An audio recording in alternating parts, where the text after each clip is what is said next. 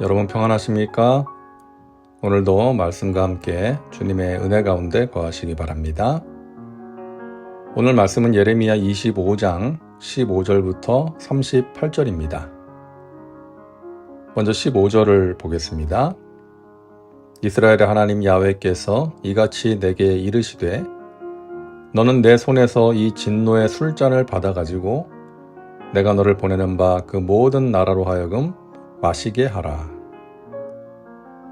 유다와 바벨론의 심판을 선언하신 하나님께서는 이제 더 나아가 온 세상을 심판하실 것을 말씀하십니다.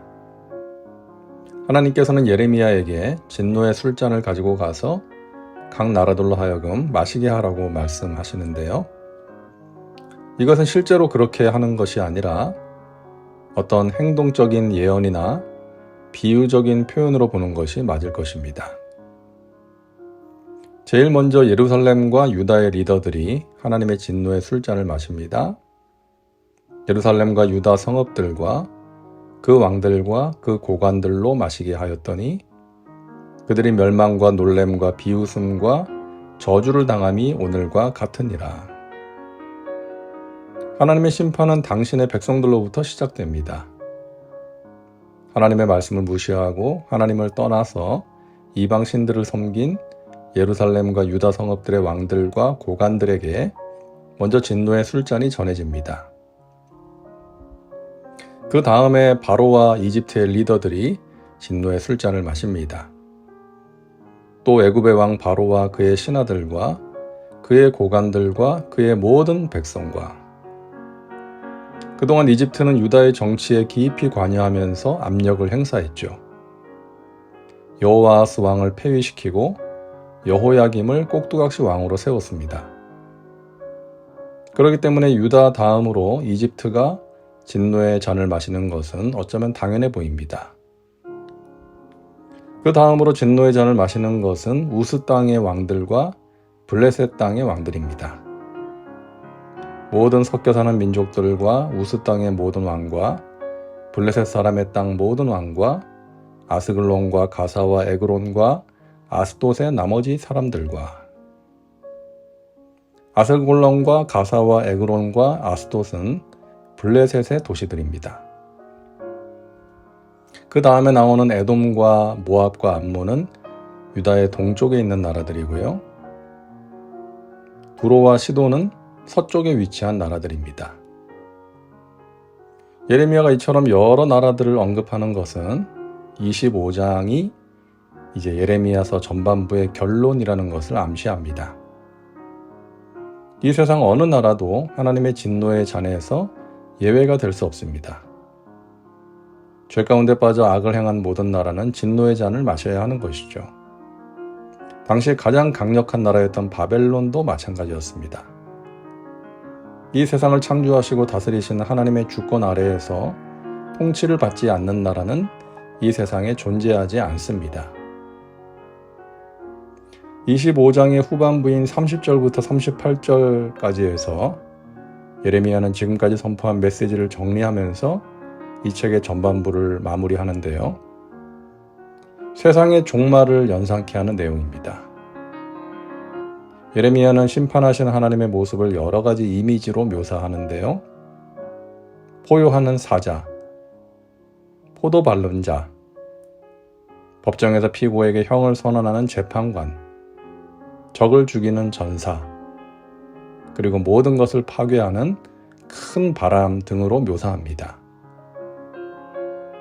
우리가 주목할 필요가 있는 것은 하나님의 진노가 모든 나라들에 임하는데 그 중에서도 특히 목자들, 그러니까 리더들에게 임한다는 것입니다. 34절부터 37절을 보면 너희 목자들아, 너희 양떼의 인도자들아 라고 하시면서 심판을 선언하십니다. 하나님의 진노의 심판, 그 책임은 모든 백성에게 있지만 가장 큰 책임은 리더들에게 있는 것입니다.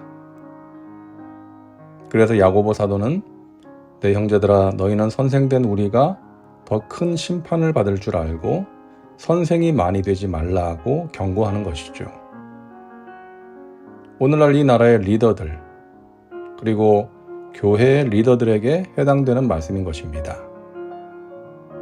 하나님께서 리더들에게 그 책임을 물으신다는 것을 기억하고 두렵고 떨리는 마음으로 교회와 성도들을 섬겨야 할 것입니다.